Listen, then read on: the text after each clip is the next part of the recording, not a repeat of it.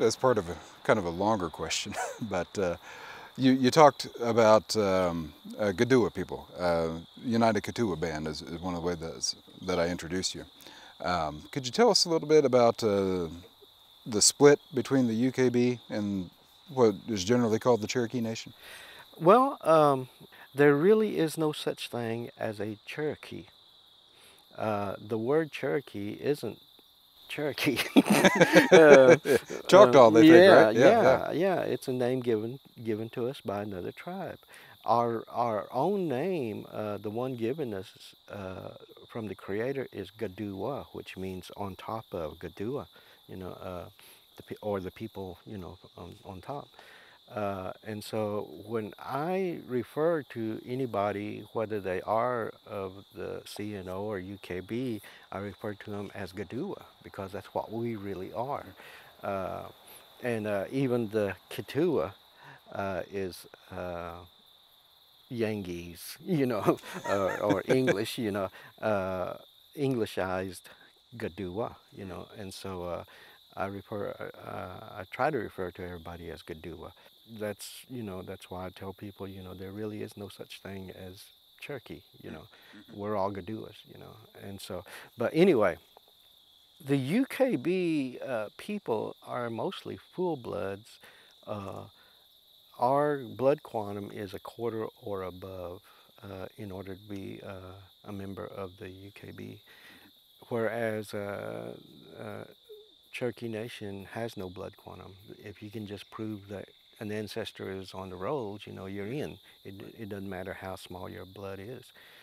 But with the UKB, you have to be at least a quarter blood. We were actually here in Oklahoma, in Indian Territory, I would say like 20, 25 years before the Trail of Tears. Talking about the old settler Yeah, the folks. old settlers. And that is most of the UKB members are descendants of the old settlers. And we came over actually into Arkansas first.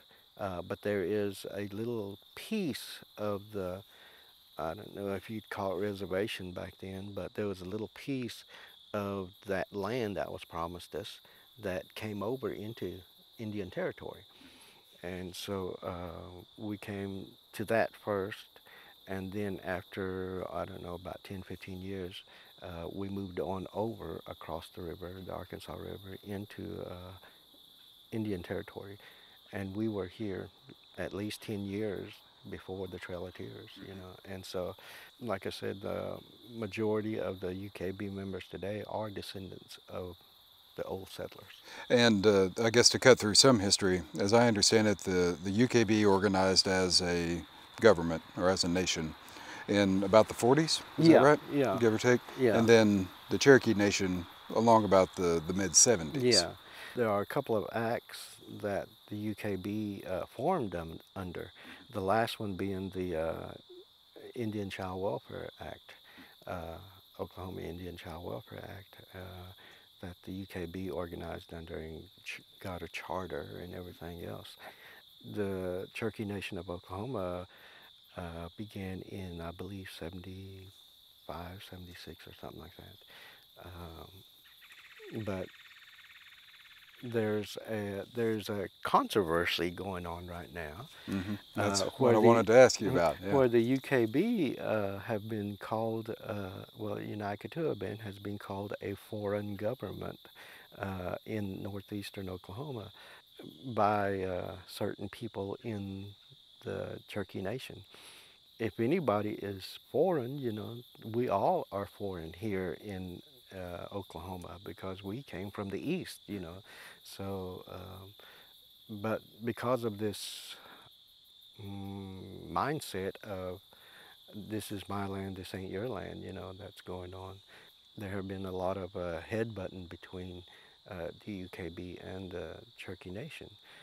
The last blow that we had for the UKB is the closing of our casino. That was bringing in, I would say, 80% of the money that our tribe was working with. the state of Oklahoma said that UKB had to have land in trust in order to have a casino there. Now, nobody's ever really mentioned that the casino had been there about 15 years, 15, 20 years, and before that it was a bingo, and so altogether I think it was around 27 years that that place had been there, but nobody mentioned it all that time. But I don't know what it is with Cherokee Nation. Maybe they just want that piece of land because it is a prime piece of land that, the UKB has right there. It's right there as close to town as you Yeah. can get, The busiest intersection in Yeah, Tahlequah. yeah. Yeah. You can't really blame them for wanting it because it is prime, but, hey, it's already taken, you can't have it, but Yeah. it's just politics, the whole thing is politics. Um, they they just don't realize that a lot of families have both UKB and Cherokee Nation members in, like the wife might be UKB, the husband might be Cherokee Nation, and they are causing problems. They don't seem to realize that. Remind me, I should know this off the top of my head, but I don't. The year that you published Colon, when did that come out? 91, I believe it was. 91. Yeah. And one of the central messages, as I remember in that book, was that the tribal governments needed to learn how to Work get together. along a little bit Yeah, better. yeah.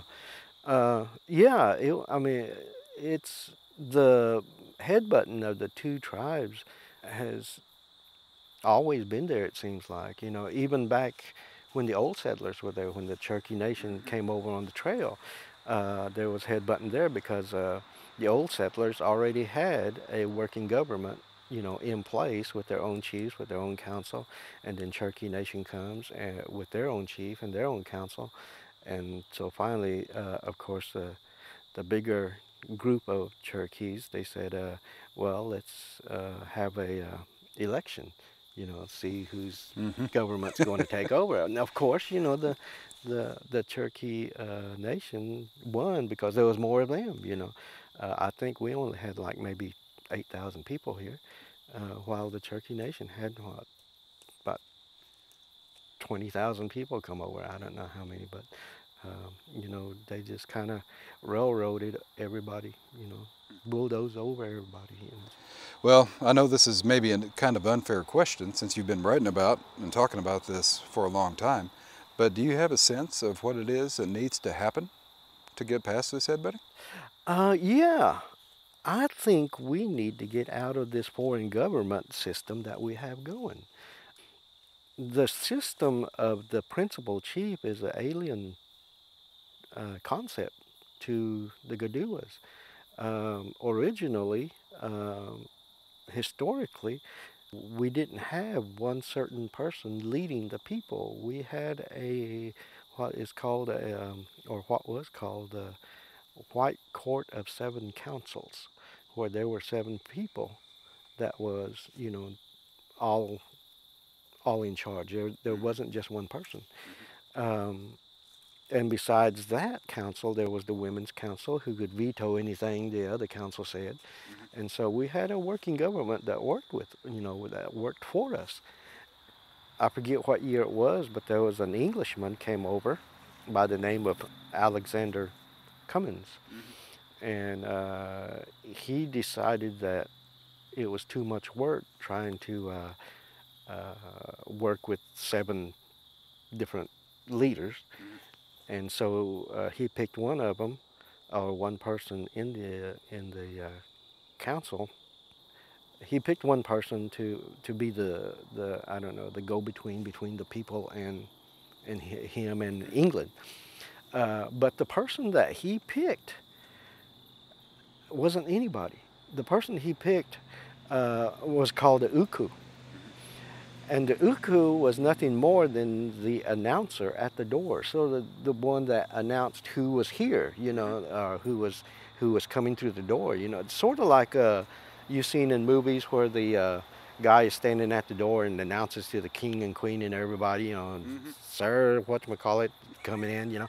That's what this guy was. He announced And You then know, all of who a was sudden that? he's king. Yeah, he's king of everything. And so, you know, this Alexander Cumming, he picked the lowest person, you know, and promoted him to uh, the king. And at the same time, Cummins pronounced himself emperor of the Cherokee, you know. And so that's where it started, this alien concept of a principal chief. I believe if we could just drop that current governmental system, go back to what worked a long time ago, I believe that would unite not just Cherokee Nation and UKB, but also the Eastern Band. We would actually be one people again, because back then, even though there were 7 counselors, each village had their own chiefs and everything else, and they reported to the 7 counselors. And so it was a good system that everybody worked with. And I guess people had to be a little better committed to building consensus Yeah, rather than building a majority. yeah, exactly, exactly.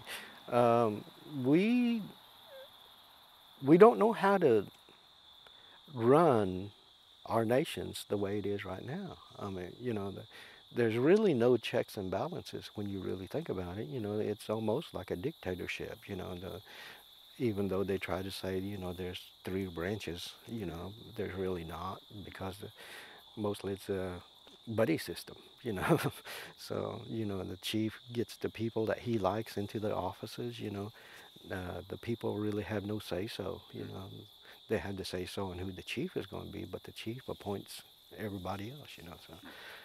So there's a uh, buddy system that goes in with the way things are right now. But a long time ago, it was the people that appointed everybody, you know. So if we could just get out of the current system that we have and go back to the old one, I believe maybe not all our problems would be solved, but at least we'd be together, you know. So.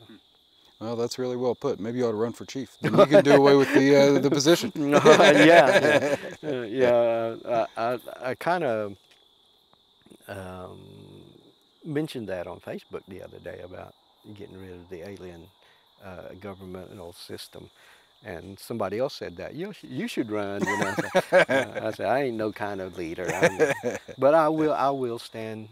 I will stand for the right person. You know, I will. Well, I've said it over and over. You know, I will fight to the death. You know, for our people. You know, if need be. I believe that that is the position of each Gadua, that we should stand up for each other, you know, no matter what it takes. You know, so. Well, one of the things that I know about you, I don't know you super well, but you know we've talked before. One of the things I know about you is you're a very kind guy, and so I don't know that would make you the best politician or not. Maybe No, not. no, I'm too truthful. I'm too giving, um, too gullible.